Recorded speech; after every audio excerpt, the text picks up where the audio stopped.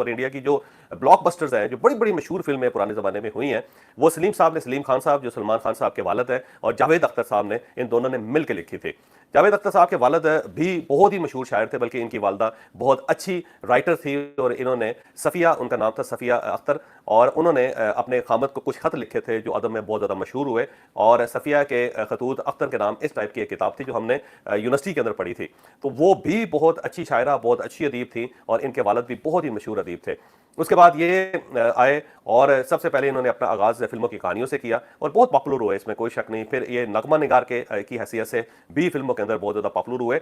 लेकिन अगर हम इनके काम का एनालिसिस करें, अगर खुले दिल से एनालिसिस करें और अपना बाइस जो है उसको साइड पर रख के करें, तो इनकी कहानियां को बहुत अच्छी कहानियां नहीं होती थी, क्योंकि जितनी भी इनकी फिल्में मशहूर हुई, बाद में पता ये चला कि वो हॉलीवुड का चरबा थी। हॉलीवुड की किसी न किसी फिल्म का कोई ना कोई पार्ट लेके उसके ऊपर पूरी पूरी फिल्म बनाई थी, बल्कि कई ऐसी फिल्में भी थी जिनके अंदर 3, 4, 5 हॉलीवुड की फिल्मों का बाकायदा चरबा था, यानी 5-6 हॉलीवुड की फिल्में देखी गई। और उसके बाद जावेद अख्तर साहब ने और सलीम खान साहब ने उसका एक उर्दू में या हिंदी में चरबा बना के एक फिल्म बनाई, और उसे क्योंकि अच्छे एक्टर मिल गए या उसको फिदा अच्छी थी, तो वो फिल्म ब्लॉकबस्टर साबित हुई। इसी तरह जो इनकी शायरी है, वो भी बहुत ज्यादा अच्छी शायरी नहीं कहा जा सकता कि उसने कोई हिंदुस्तान के अंदर या पाकिस्तान के अंदर या सब कॉन्टिनेंट के अंदर बहुत बड़ा कमाल कर दिया हो। हाँ, अलबत्ता यह है कि इनको गुलकार बड़े अच्छे मिले, और जब अच्छे और नावर गुलकार आपको मिल जाए, तो आपकी जो चौबल किस्म की शायरी होती है वो भी बड़ी पॉपुलर हो जाती है। तो जावेद अख्तर साहब की सारी गजलें बहुत अच्छी नहीं है, बल्कि अगर इनका सारा काम देखा जाए तो 8-9% से ज्यादा वो अच्छा काम नहीं है, बाकी सारा कचरा है या भर्ती का काम है जो जावेद अख्तर साहब ने फरमाया, और उसके बाद उसका प्राइड ले रहे हैं। अब हिंदुस्तान के अंदर, क्योंकि इंडिया के अंदर मैं बात कर रहा हूं, इंडिया के अंदर क्योंकि लिखने वाले अच्छे नहीं है, शायर वहां पे अब मौजूद नहीं है, तो जहां वहां पे जो भी लिखा जाता है उसको बॉलीवुड उठा लेती है, और जब उठा लेती है तो वो पॉपुलर हो जाता है। तो जावेद अख्तर साहब बॉलीवुड की एक प्रोडक्शन है जिसके पीछे बेस नहीं है, या हम ये नहीं कह सकते कि उनकी कोई रूट्स बड़ी गहरी है। तो जावेद अख्तर साहब को क्योंकि पाकिस्तानी बहुत ज्यादा पसंद करते थे, इसलिए पसंद करते थे कि ये इंडिया के अंदर एक मुसलमान शायर है, और उन्होंने अपना झंडा गाड़ा बॉलीवुड के अंदर। लेकिन अब इन्होंने खुलकर पाकिस्तान की मुखालफत करनी शुरू की है, जिस पर पाकिस्तानियों के दिल बड़े टूट रहे हैं, क्योंकि जब ये पाकिस्तान तशरीफ लाते थे तो लोग अपनी आंखें बिछाते थे इनके रास्ते में, और इनको अपना भाई समझ के अपने घरों में रखते थे। इनकी हर बकवास किस्म की शायरी के ऊपर भी वाह वाह के नारे पाकिस्तान के अंदर लगते थे, और ये समझा जाता था कि हिंदुस्तान के अंदर, इंडिया के अंदर एक पाकिस्तान का दरख्त लगा हुआ है जिसके नीचे इंडियंस बैठते हैं। तो ये इनका एक तस्वर था। लेकिन इस जंग के दरमियान जिस तरह खुल के उन्होंने पाकिस्तान की मुखालफत की और इंडिया को सपोर्ट किया, उससे पाकिस्तानियों के दिल टूटे हुए हैं। कल भी एक इंटरव्यू के अंदर इन्होंने ये फरमाया कि मैं जब बंबई आया था तो मुझे यहाँ पे किराए पर मकान नहीं मिलता था, बल्कि शुबाना आजमी साहिबा का भी उन्होंने जिक्र किया, जो उनकी दूसरी बेगम है, उन्होंने जिक्र किया कि शुबाना आजमी ने बंबई के अंदर यहाँ पे एक फ्लैट लेने की कोशिश की, तो जो मालकान थे उस बिल्डिंग के, उन्होंने कहा जी कि ये जो मुसलमान है उनको हम फ्लैट नहीं देते। उसकी बुनियादी वजह ये थी कि ये वो लोग थे जो सिंध के अंदर रहते होते थे, और जब पाकिस्तान बना तो ये वहाँ से यहाँ शिफ्ट हो गए। वहाँ जो मुसलमान थे उन्होंने इतना तंग किया था इनको कि ये हिंदुस्तान आ गए, और यहाँ पे इन्होंने आके फिर छोले बेच के, किसी ने कोई रेडी लगा के तरक्की की, और उसके बाद ये जिंदगी में बहुत आगे बढ़े। तो अब ये पाकिस्तानियों से और मुसलमानों से नफरत करते हैं। तो उन्होंने जस्टिफाई किया कि ये जो मुसलमानों के खिलाफ नफरत इंडिया के अंदर मौजूद है वो बेहतर है और वो दुरुस्त है, और वो कोई गलत काम नहीं किया जा रहा, बल्कि पाकिस्तानी ये मुसलमान हैं ही इस काबल। तो जावेद अख्तर साहब के इस किस्म के बयान से बाकायदा पाकिस्तान के अंदर भी इस वक्त आग लगी हुई है, इंडिया के मुसलमान भी बड़े दिल गिरफ्तार है। अब यहाँ पे एक बड़ा सवाल ये पैदा होता है कि क्या हिंदुस्तान और पाकिस्तान जब बने थे या डिवाइड हुआ था हिंदुस्तान, तो क्या सिर्फ यहाँ से जो हिंदू थे पाकिस्तान से वही वहां पे गए थे, या हिंदुस्तान के मुसलमानों को भी वहां से जलावतन होना पड़ा था और पाकिस्तान आके उन्हें नई सिरे से काम स्टार्ट करना पड़ा था, और वो लोग इंडिया के अंदर बड़े मजबूत लोग थे माशी तौर पर? ये भी एक सवाल है। अगर ये देखा जाए तो पाकिस्तान के अंदर भी बहुत बड़ी तादाद थी जो इंडिया से लुट पुट के पाकिस्तान पहुंची थी, और उन्हें भी इसी तरह अपना स्क्रैप से काम स्टार्ट करना पड़ा था, और अल्टीमेटली उन्होंने भी जिंदगी के अंदर अपना मकाम बनाया था। तो क्या इसका मतलब यह हुआ कि हर वो शख्स जो पाकिस्तान के अंदर इंडिया से आके आबाद हुआ और उसने तरक्की की, क्या वो हिंदुस्तान के हर शख्स से नफरत करना शुरू कर दें? क्या वो हिंदुओं का बाकायदा वही सलूक करें हिंदुओं के साथ जो इस वक्त मुसलमानों के साथ इंडिया के अंदर हो रहा है? तो ये भी एक सवाल है। ज़ाहिर जावेद अख्तर साहब को इसके बारे में भी सोचना चाहिए, लेकिन मेरा आपको मशवरा है कि इनको बहुत ज्यादा सीरियस ना लें। ये अकल से फारग हो गए हुए हैं, और इनको ना अच्छाई का पता चल रहा है इस वक्त, ना बुराई का पता चल रहा है। और अगर आप इनके पुराने इंटरव्यूज देखें तो आपको ये महसूस होगा कि जावेद अख्तर साहब एक खिसके हुए आदमी है। तो जो खिसका हुआ बंदा है उसके बारे में बहुत ज्यादा कंसर्न नहीं होना चाहिए। बस आप ये समझ लें कि ये एक ऐसे खिसके हुए आदमी है जो अच्छी उर्दू बोल लेते हैं, इसके अलावा ज़हनी तौर पर ये बहुत अच्छे आदमी नहीं है। तो लिहाजा बहुत ज्यादा दिल के ऊपर लेने की जरूरत इनकी बातों की नहीं है। बुशरा बीबी इस वक्त क्योंकि अडयाला जेल के अंदर है, और कल तोशा खाना 2 का केस चल रहा था और उसमें अदालत में इन्होंने तशरीफ लाना था, लेकिन जब इनका बुलावा आया तो बुशरा बीबी ने अपने सेल से बाहर से निकलने से इनकार कर दिया। उन्होंने कहा जी मैं बाहर नहीं आऊंगी, क्योंकि मेरी इमरान खान साहब के साथ मुलाकात नहीं करवाई जा रही। तो जब मेरे खामद के साथ मुलाकात नहीं करवाई जा रही तो मैं तो अदालत में नहीं आऊंगी। वहां पर फिर एक क्राइसिस पैदा हो गया, क्योंकि कल 4 गवाहों ने गवाही देनी थी बुशरा बीबी की मौजूदगी में, लेकिन उन्होंने एक टेक्निक इस्तेमाल की कि मैं तो अपने सेल से बाहर नहीं आऊंगी, क्योंकि मेरी इमरान खान साहब के साथ मुलाकात नहीं करवाई जा रही। तो उसके बाद जज बहुत ज़्यादा नाराज़ हो गए जज साहब, और उन्होंने ये फैसला दिया कि नेक्स्ट टाइम बुशरा बीबी को लाया जाए, और अगर वो नहीं आती तो इनकी जो जमानत है उसको मनसूख कर दिया जाएगा, क्योंकि बुशरा बीबी तो शाखाना 2 पे, याद रखिएगा, इस वक्त जमानत पे हैं। तो जज साहब की तरफ से ये धमकी आ गई, अगली हियरिंग पे ज़ाहिर बुशरा बीबी को तशरीफ लाना पड़ेगा।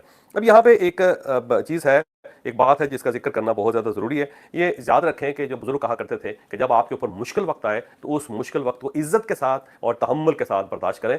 अगर आप उस वक्त तावले हो जाएंगे, या आप डिस्टर्ब हो जाएंगे, या आप इस किस्म की बच्चों जैसी हरकतें करनी शुरू कर देंगे, तो आपका जो मुश्किल वक्त है, जिसने आइकन बनना था, जिसने आपकी इज्जत का बायस बनना था, जिसकी वजह से लोगों ने याद रखना था कि क्या शानदार आदमी था, कि मुश्किल वक्त में भी इसने अपने आप को कंपोज रखा था, वो उल्टा आपके लिए अज़ाब बन जाएगा।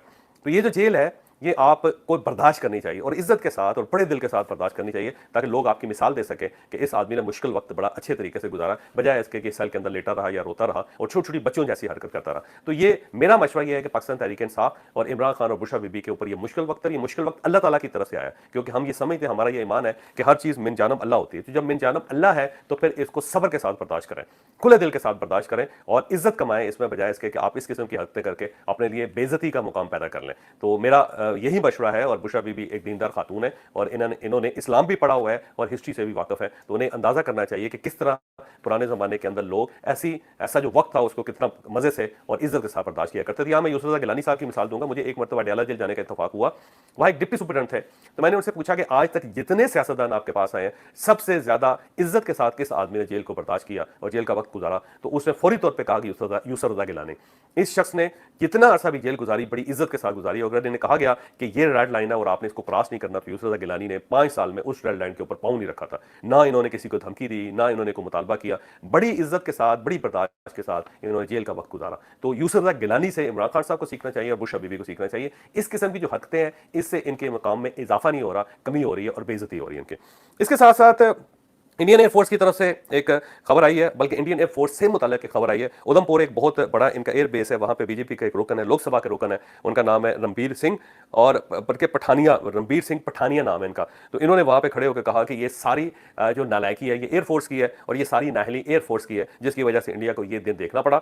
हम लोग जाग रहे थे, हमारी इनके साथ बड़ी उम्मीदें थी, और ये नालायक साबित हुए और सोए रहे, और इनकी वजह से आज इंडिया को बहुत नुकसान पहुंचा और बीजेपी को बहुत नुकसान पहुंचा। इन्होंने कहा कि हमारा कोई कसूर ही नहीं है, हमारी कोई गलती नहीं है, ये गलती एयरफोर्स की है, और हम इनको पलकों पे बिठाते रहे, और ये लोग ऐन वक्त पे सोए रहे, और इन्होंने इंडिया की नाक कटवा दी। तो इस किस्म का तासुर जो है वो इंडिया के अंदर उभरता चला जा रहा है, जिसमें एयरफोर्स बहुत ज्यादा प्रेशर में है। बल्कि अगर आप इंडियन एयरफोर्स के ऑफिसर्स को देखें तो अब वो बाहर नहीं निकल रहे, क्योंकि उन्हें खतरा होता है कि कहीं लोग इनका घेराव न कर लें। तो इंडिया के अंदर इस वक्त सिर्फ नरेंद्र मोदी अनपॉपुलर नहीं है, बल्कि इसके साथ साथ एयरफोर्स और फौज जो है उसके लिए भी बड़ा बुरा वक्त आया हुआ है। फौज की क्यादत भी बड़ी परेशान है, और एयरफोर्स की क्यादत भी बहुत ज्यादा परेशान है।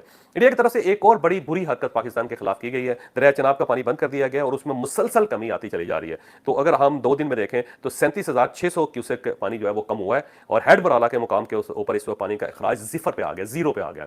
तो हेड बराला वो हेड है जहां से हम मुख्तलिफ नहरों के अंदर हमारा दरिया चनाब का पानी जाता है, तो वहां पर पानी का अखराज 0 हो गया। तो 2 रोज के अंदर वे कहते हैं कि अगर दोनों रोजों को मिलाया जाए, 2 दिनों को, तो 91,000 क्यूसेक पानी जो है वो कम हुआ है। और इसके बाद टोटल जो था वो जो हमारा पानी होता था गुज़श्ता रोज जो था वो 44,800 क्यूसेक था, और अब इस वक्त जो पानी बह रहा है वो 7200 7,200 क्यूसेक पानी है। तो ये 0 पे आ गया हेड बराला।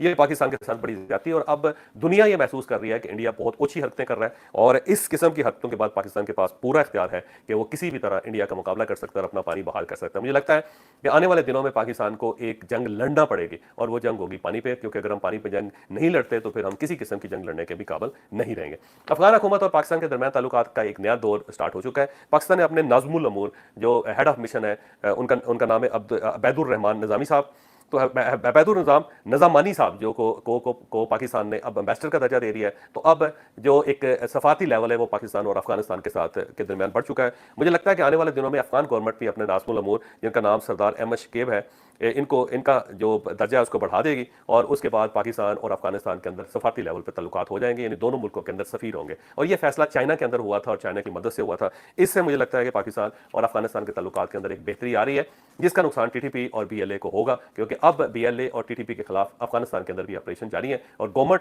अफगान गवर्नमेंट नहीं चाहती कि पाकिस्तान के साथ जो नए तल्लुकात का इजाफा हुआ है वो खराब हो।